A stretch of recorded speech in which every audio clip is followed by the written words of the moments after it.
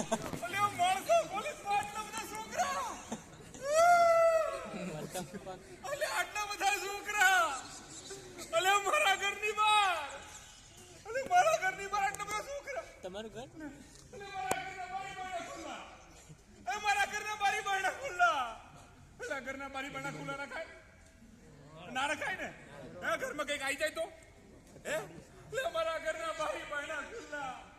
મારા ઘરના બારી બારણા ખુલ્લા મૂકીને આ મારો બેટો ગંગો ક્યાંક ભાગી ગયો. એ ગંગા, એ ગંગા, એ ગંગા. આ ગંગો કોણ ખબર છે? ગંગો કોણ ખબર છે? આ ગંગો છે ને મારા ઘરનો નોકર છે. લે આ ઘરના બારી બારણા ખુલ્લા મૂકીને જતો રહ્યો. જવાય? પણ દિલનો બહુ સારો, એક નંબર માણસ, મારું બહુ ધ્યાન રાખે. એટલો સરસ માણસ પણ હે ને મગજ તો થોડો ફરી ગયેલો. આ ઘરના બારી બારણા ખુલ્લા મૂકીને જતો રહે. એ ગંગા ઉપર છે.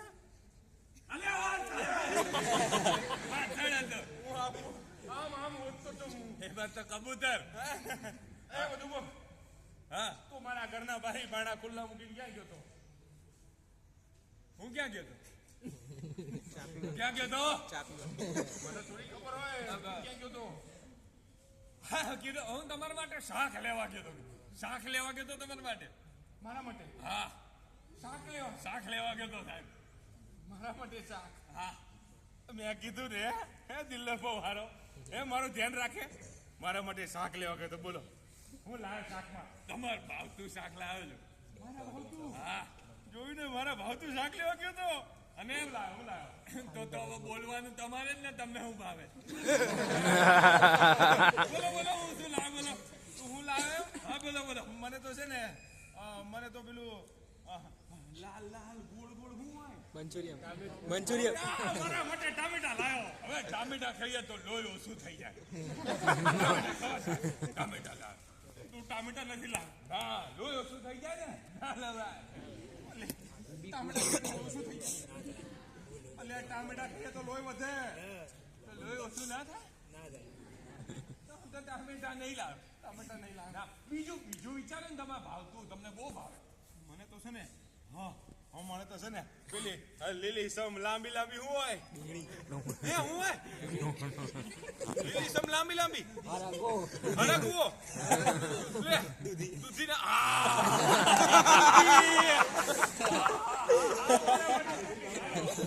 દૂધી ખાઈએ તો બુદ્ધિ જતી રહે.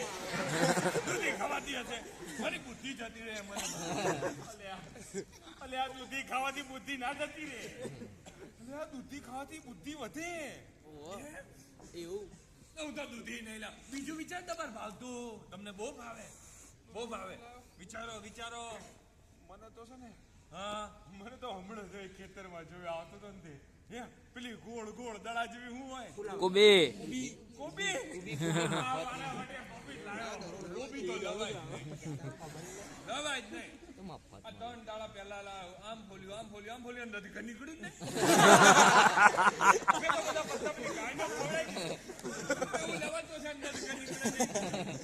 હમણાં ઘર નીકળશે ને એનું શાક નહીં. આ ઘર નીકળ્યું જ નહીં. અલ્યા કોબી ના પત્તા ને આમ ફોલીને સરસ સમારીને શાક બનાવવાનું એમ બેનો. હા એવું હોય.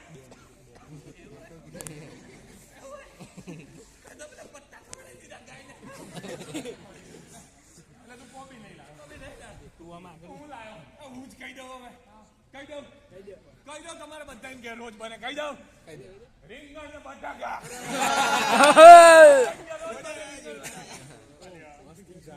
રોજ રીંગણા બટાકા ખાવાના. અલ્યા રોજ આ રીંગણા બટાકા જો તો રીંગણ જેવો કાળિયો થઈ ગયો. તમે તો કીધું તમને ભાવે છે. અલ્યા ભાવે એટલે રોજ રીંગણા બટાકા ખાવાના હોય. તો હું તો 10 કિલો લઈ આવી. હવે તો તમે ચા નાસ્તો માગશો ને તો રીંગણા બટાકા બહુ મજા આવશે. અલ્યા રોજ એક જ શાક ખાશો ને તો કુપોષણ થઈ જશે. શેનું કુપોષણ? એટલે શું હોય? તને કુપોષણ નહીં ખબર? તમને કુપોષણ ખબર છે હે ને? તો ઘણી બહેનોને ખબર છે. અલ્યા કુપોષણ એટલે ખબર નહીં તને? અલ્યા કુપોષણ એટલે જો રોજ એક જ શાક ખાઈએ ને તો આપણને શરીરમાં પૂરતા પ્રમાણમાં વિટામિન ના મળે. પૂરતા પ્રમાણમાં પોષક તત્વો ના મળે. અને જેના કારણે શું થાય? આપણને અલગ અલગ રોગ થાય, હાથ પગ દુખે, તાવ આવે અને પછી કોલેજમાં રજા પાડવી પડે એટલે અલગ અલગ શાક ખાવાના હોય. મારા પગ તો દુખ્યો એટલે રોજ અલગ અલગ શાકભાજી ખાવાના ને. રોજ અલગ અલગ શાકભાજી એટલે ક્યારેક શાક ખાવાનું, ક્યારેક લીલી ભાજી ખાવાની. કઠોળ મને ચણા ભાવે, કઠોળ ખાવાના હે અલગ અલગ હે ને. તો પેલા આ લઈ આવ 10 કિલો એનું શું કરું? 10 કિલો ને આપણે આડોશી પાડોશી ને આપ્યા હે ને બધું આપ્યા થોડું આપણા માટે રાખજો. એટલે આપણા માટે થોડુંક રાખો એમ ને. તો બીજું હું આપવા હોય ભલે હું આપી આવું છું. જોયું ને હે દિલ બહુ હારો ને મગજ તો થોડો ફરી ગયેલો હે શાક લાવ્યો ખરો પડે હે ગંગો કેવાય ગંગો હતો મારો એકદમ જીગર જાન નોકર હે. પણ તમે સમજી ગયા ને રોજ અલગ અલગ શાકભાજી ખાવાના બરાબર. ઘરે કહેવાનું કે અલગ અલગ ખાવાનું. એ તો હવે ખેતરમાં સરસ સરસ ભાજીઓ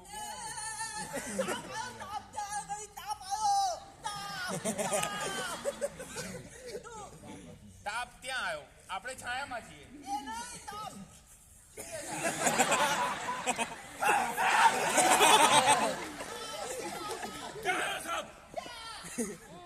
મારા ઘરમાં શું છે?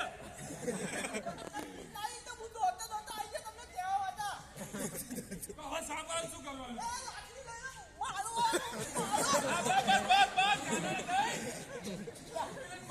અહીંયા ઢોળાઈ જશે માણસ સાહેબ, ઢોળાઈ જશે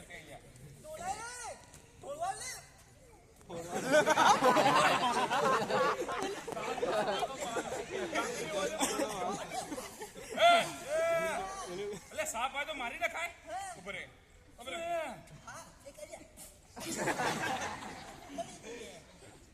સાપ કેમ એમને કઈ થાય તમને કહો જરા. એટલે સાપને મારી નખાય. હા અમને ખબર પડે સાપને ના મારે, તું સાપને મારવાની વાત કરે છે. અને સાપ આમ જેમ તેમ ના કઈડી જાય. હવે હું ભાઈ કોઈને લાફો મારું તો મને મારશે ને, હું કઈ મારીશ તો મારશે. એમને કઈ સાપ આવશે કે લાવ હું કઈડી જાઉં એવું કરવા આવે? એવું ના હોય. સાપને આપણે લાકડી મારવા જઈએ તો એ કઈડે, એટલે એમને ના કઈડે. અને હવે એટલે મારી ના થાય. તને ખબર છે સાપ આપણા ઘરે કેમ આવ્યો? એટલે આ સાપને કેવું હોય, ઠંડુ ઠંડુ વાતાવરણ જોઈએ રહેવા માટે, અંધારાની જગ્યા જોઈએ હે. એટલે તો હું તો આ જગ્યા હારી એટલે આવી જતો. એ તો બિચારો વન્ય જીવ કહેવાય, એને થોડી ખબર પડે કઈ જવાય કે ના જવાય. સાચી વાત. અને સાપ તો છે ને આપણા ખેડૂતનો મિત્ર કહેવાય હે. તમને તો ખબર જ હશે અહીંયા માણસામાં તો ઘણા બધા ખેતર છે હે, ઓલા ઉંદરડા પાકને નુકસાન કરે, સાપ એને ખાઈ જાય. તો સાપ તો આપણો મિત્ર કહેવાય હે. અને વન્ય જીવ છે બિચારો, એને મરાય નહીં. સમજી ગયો? તને ખબર છે સાપ આવે શું કરવાનું?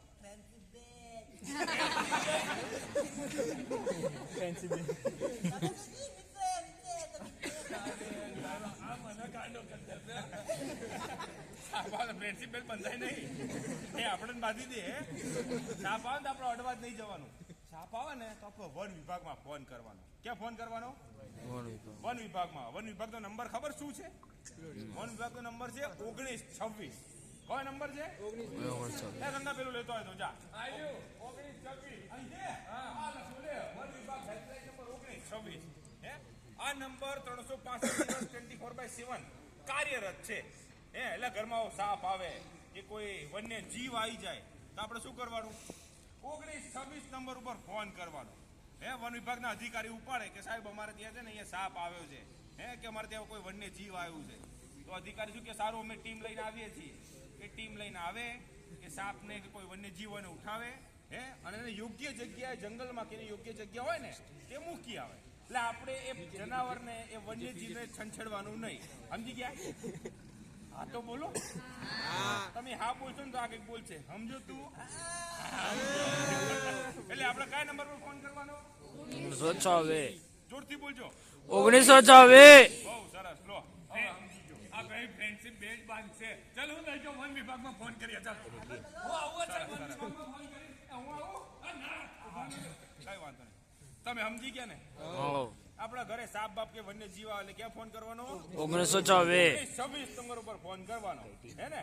વન વિભાગનો નંબર કહી દો. બેન્ચીસ નહીં તો પેલું બાઇક લઈને જતો ને પડ્યો. પેલી નીલગાય સામે આવી ગઈ ને સ્પીડમાં જ જવાનું હોય ને બાઈક મોંઘું એમને લીધું જ છે મોંઘું બાઈક લીધું જતા હવે નીલગાય જ નહીં વચ્ચે આવી ગઈ ખબર ના પડી ઠોકી દીધું નીલગાય વચ્ચે નહીં આવી તું નીલગાય ની વચ્ચે આવી અલે એમ જ ચાલે અલે તારામાં તો મગજ છે તો બિચારો જનાવર કહેવાય હે નીલગાય ને ખબર પડે કે રોડ વચ્ચે અવાજ ના અવાય ધીમું ચલાવાય પણ હવે બાઈક મોંઘું લીધું છે તો ભાઈ જવું તો પડે ને સાહેબ મોંઘું લીધું એટલે શું થઈ ગયું એટલે આપણા રસ્તામાં ચારે બાજુ જોઈને ધીમે ધીમે ચલાવવાનું હોય હા એ તો બિચારો વન્ય જીવ કહેવાય એ તો ગમે તે રોડ ઉપર આવી જાય અને એને થોડું મરાય હવે તું એને ટક્કર મારે ને તને ખબર નહીં કહી દઉં આ વન વિભાગ વાળા છે ને એ તને સીધું જેલમાં લઈ જાય એ ના હોય મેં તો પાછા ફરીને જોયું જ નહીં હો સીધું ને આવી જાવ હું તો જતો રે અને ફોન કરીને કહી દે સાહેબ આવ્યું છે આઈને લઈ જશે સારવાર કરવા લઈ જશે વન વિભાગમાં ફોન હા વન વિભાગમાં કરી દે પેલા 1926 તમે હમણાં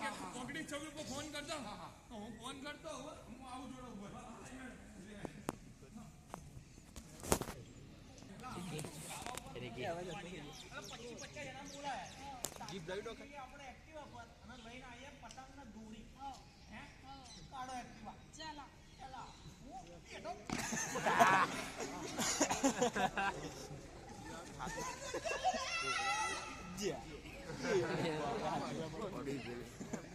એક્શન કરવી જ પડે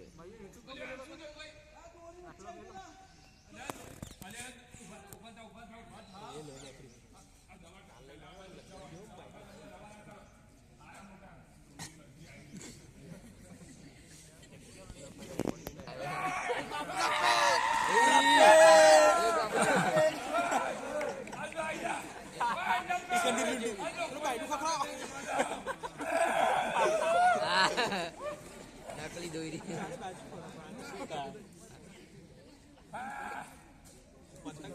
ઓછું કપાઈ જાય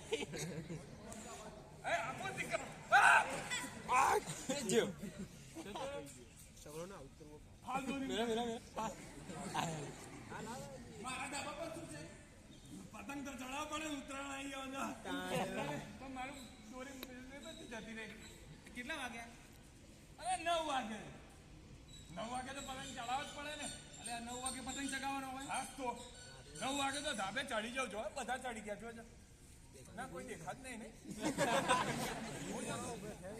એટલે મેં કીધું આ લપેટ ખેંચું તો આવતું કેમ નહીં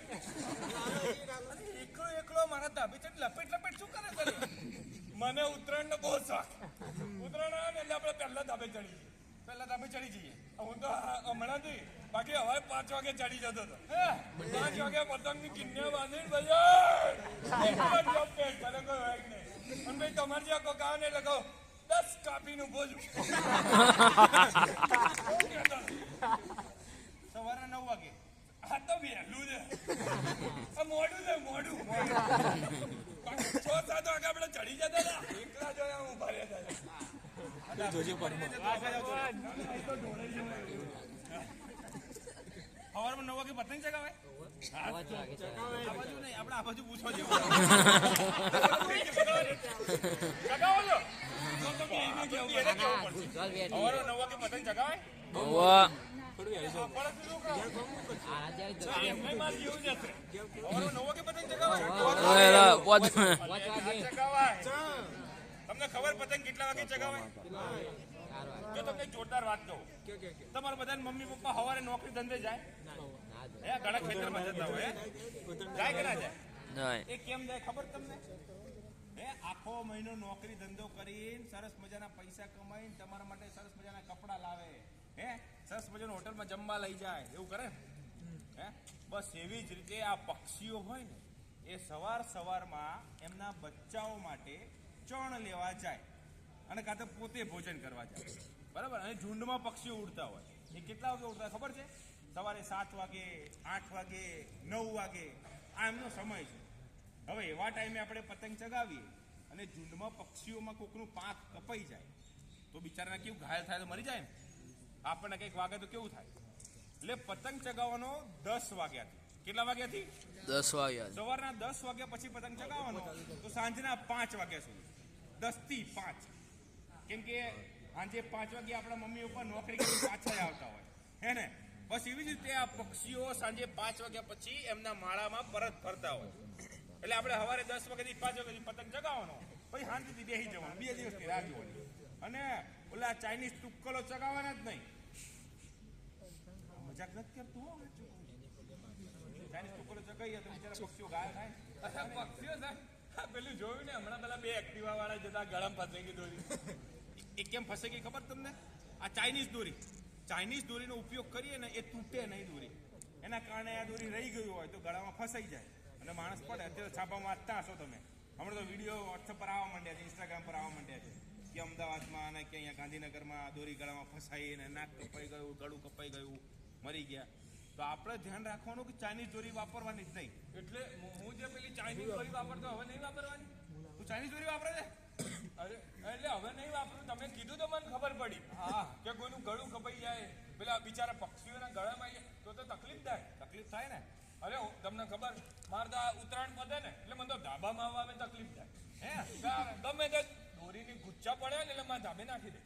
એટલે પછી આમ પગમાં આવે ને પછી હું આમ કે નીચે નાખી દઉં. બીજું કશું નહીં કરવાનું આપણે. શું તમે આવું જ કરતા હશો ને? કરતા નાખતા હશો. એવું કરતા જ નહીં કરતા ના નહીં કરતા હતા, કાંઈ વાંધો નહીં. પણ આપણને તો મગજ છે હે ને, અને આપણે આવા સરસ મજાના હાથના આંગળીઓ છે કે આમ કંઈક કાઢી શકીએ. પેલા કૂતરું, બિલાડું, ગાય એ બધાને એવું ખરું કે આપણે આમ જાતે કાઢીએ હે ને. એટલે આવી ક્યાંક આપણને દોરી દેખાય ને કે ગૂંચળું પડ્યું છે ઉત્તરાયણ પછી કે ઉત્તરાયણ પહેલા, એને શું કરવાનું? ઉઠાઈને ડસ્ટબિનમાં, કચરા પેટીમાં નાખી દેવાનું. જો ઘરમાં ચૂલો હોય તો ચૂલામાં નાખી દે. એના કારણે શું થાય કે એ દોરીમાં કોઈ ફસાય નહીં. કોઈ પ્રાણી, પક્ષી, કબૂતર કે ચકલા એ એમાં ફસાય નહીં. અને જો તમને ઉત્તરાયણ પહેલા કે ઉત્તરાયણ પછી પણ આવા પક્ષીઓ ખબર ઘણી વાર લટકતા દેખાતા હોય છે આપણને. હા મેં જોયું છે ને? પણ એવા પક્ષીઓને કે દોરીમાં ફસાઈ જાય. મેં પાંખોમાં જોયું છે, પાંખોમાં દોરી ફસાઈ જાય ને એમ લટકતું હોય તો શું કરવાનું? એ જ કહેતો તો હું કે તમને એવા પક્ષીઓ ત્યાં લટકતા દેખાય હે, કોઈ છત ઉપર દેખાય, કોઈ ધાબા ઉપર હોય, કોઈ ઝાડમાં ડાળીમાં ફસાઈ ગયું હોય, પેલા તારમાં ફસાઈ ગયું હોય, તો તમને જ્યારે પણ આવા પક્ષીઓ દેખાય કે જે ઈજાગ્રસ્ત છે, જે દોરીમાં ફસાઈ ગયા છે, તો એના માટે આપણે વન વિભાગમાં ફોન કરવાનો છે. વન વિભાગમાં ફોન કરવાનો નંબર છે 83-2000. કયો નંબર છે? 83-2000. આ નંબર ઉપર તમારે ફોન કરવાનો, પણ ખાલી મિસ કોલ મારવાનો. શું કરવાનું? મિસ કોલ મારો. ખાલી મિસ કોલ મારવાનો. મિસ કોલ મારશો ને એટલે વન વિભાગના તરફથી એક મેસેજ આવશે. એ ટેક્સ્ટ મેસેજમાં લિંક આપીએ. એ લિંક ઉપર આપણે ટચ કરશું એટલે એની એક વેબસાઇટમાં તમને ઓપ્શન્સ ખુલશે. એની અંદર હશે કરુણા અભિયાન. કયું છે? કરુણા અભિયાન 2025. કરુણા અભિયાન 2025 અંતર્ગત તમને એની અંદર ઓપ્શનમાં બતાવશે કે ત્યાં તમારે શું શું તકલીફ છે, પક્ષી છે, પ્રાણી છે, શું છે. તમારે ઓપ્શનમાં આગળ વધવાનું અને એ ટીમને બોલાવવાની. તો વન વિભાગની ટીમ આવશે અને એ પક્ષી ફસાયું હશે કે કોઈ પ્રાણી હશે ફસાયેલું તો એને લઈ જશે, જરૂરી સારવાર કરશે અને એને યોગ્ય જગ્યાએ પહોંચાડી દેશે. તો કયા નંબર પર ફોન કરવાનો? 83-2000. તું સમજી ગયો ને? સમજી ગયો. અહીંયા આગળ પણ આપણે ફોરેસ્ટમાં ગૌતમભાઈ પટેલ કરીને આપણા અહીંયા રેસ્ક્યુઅર છે માણસાના, એ આપણા વચ્ચે જ છે. તો એમને આપણે અહીંયા આગળ બોલાવીશું અને એ પણ બે શબ્દો કહે તો ખબર પડે વધારે. મોબાઈલ નંબર આપવાનો. એ વાત એ બહુ સરસ વાત કરી તમે. હા તો ગૌતમભાઈ જરા અવાજ નમસ્કાર, જય શ્રી રામ. જય શ્રી રામ. માણસાનો લોકલ વતની છું. હું છેલ્લા 10 વર્ષથી આ એનિમલ રેસ્ક્યુમાં સેવા આપી રહી છું. કોઈ પણ જગ્યાએ કોઈ પણ બર્ડ્સ દેખાય તો બિલાડી હોય, કૂતરું હોય, સ્નેક હોય, કોઈ પણ પ્રાણી પક્ષી હોય, ઇન્જર્ડ હોય તો ફોરેસ્ટમાં તમે ફોન કરી શકો છો, કાં તો મારા પર્સનલ નંબર ઉપર હોય. 24 કલાક 7 દિવસ કાર્ય ચાલુ હોય છે. મારો મોબાઈલ નંબર છે 9974756420. માણસામાં બધા બેનરો લગાઈ ગયા છે. 9974756420. 24 કલાક 7 દિવસ ફૂલ સેવા આપી છે. આજુબાજુમાં તમારા રહીશોમાં જેને આવી જરૂરિયાત હોય તો તમે અમારા હેલ્પલાઇન નંબર ઉપર કોલ કરી શકો. અમે ત્યાં આવી શક્યતા હશે ત્યાં સુધી અમે અમારી સારવાર પૂરી કરીશું. ત્યાંથી કલેક્ટ કરી અમે અમારી રીતે સંરક્ષણમાં મૂકી રિલીઝ ના થયા ત્યાં સુધી એની ટ્રીટમેન્ટ કરીશું અને પછી એ જો રિલીઝ થઈ શકતું હોય તો એને અમે પછી છોડી દઈશું. જે રીતે સ્નેક અમે રેસ્ક્યુ કરીને અમારે વન વિભાગે અમને જગ્યા આપી છે ત્યાં અમે જઈને રિલીઝ કરી દઈએ. તો આ નંબર ઉપર તમને નમ્ર નિવેદન કરીએ છીએ કે આ ઉત્તરાયણને 12 થી 15 અમારો ફૂલ પ્રોગ્રામ છે. કોઈ પણ જગ્યાએ દેખાય બર્ડ્સ ઇન્જર્ડ કોઈ પણ તો તમે અમારા સેન્ટર ઉપર પણ આપી શકો છો કાં તો અમને કોલ કરી દો, અમે ત્યાં આવીને કલેક્ટ કરી લઈશું. જય હિન્દ. તમે શાંતિથી નાટક જોયું અમારું, સમજ્યા તમે? બસ આવું તમારા મિત્રોને શેર કરવાનું, ફેમિલીને શેર કરવાનું, અને તમારી આગળ પાછળ આવું ક્યાંય દેખાય ઉત્તરાયણ પહેલાં ઉત્તરાયણ પછી પણ આખા જાન્યુઆરી મહિનામાં, તો આટલું ધ્યાન રાખવાનું કે ક્યાં કોલ કરવાનો, કેવી રીતે આપણે આગળ ચાલવાનું. નાનકડું ઇન્ટ્રોડક્શન આપી દો મારી ટીમનો. અમારી સાથે હેતલબેન જે છેલ્લા 5-7 વર્ષથી નાટક સાથે જોડાયેલા છે, સાથે સાથે ટીવી સિરિયલ અને ફિલ્મમાં પણ નાનો મોટો અભિનય કરતા હોય છે. અમારું નામ છે સૌરભ જોશી, જે છેલ્લા 15 વર્ષથી નાટક કરી રહ્યા છે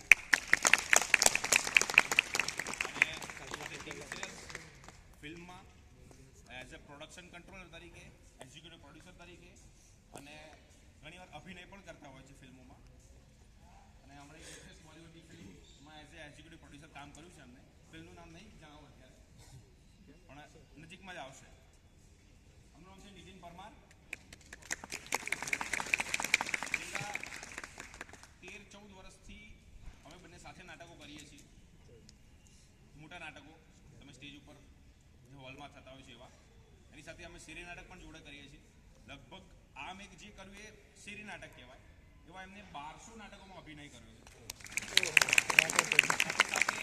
એમને જો તમે ગુજરાતી ફિલ્મો જોતા હો તો 15 થી 17 ફિલ્મોમાં એમને અભિનય કર્યો છે. અને અત્યારે લેટેસ્ટ ફિલ્મ એમની હમણાં રિલીઝ થઈ છે અશ્વિની ભટ્ટની નવલકથા ઉપર કમઠાણ. જો કદાચ તમે ટ્રેલર જોયું હોય, સાંભળ્યું હોય તો એ કમઠાણમાં પણ એમને અભિનય કર્યો છે અને સાથે એ પ્રોડક્શન કંટ્રોલર પણ હતા એ ફિલ્મના. Thank you. તમે કદાચ કલર્સ ગુજરાતી, ટીવી, દૂરદર્શનની સિરિયલો જોતા હશો, અથવા તો અત્યારે કલર્સ ગુજરાતી જે ચેનલ છે એની અંદર બધી સિરિયલ ચાલતી હોય છે. રાશિ રિક્ષાવાળી કે પછી સોરઠની મિસિસ સિંગમ, એ બધી સિરિયલો હતી. એની અંદર આ અસિસ્ટન્ટ ડિરેક્ટર તરીકે કામ કરી રહ્યા છે.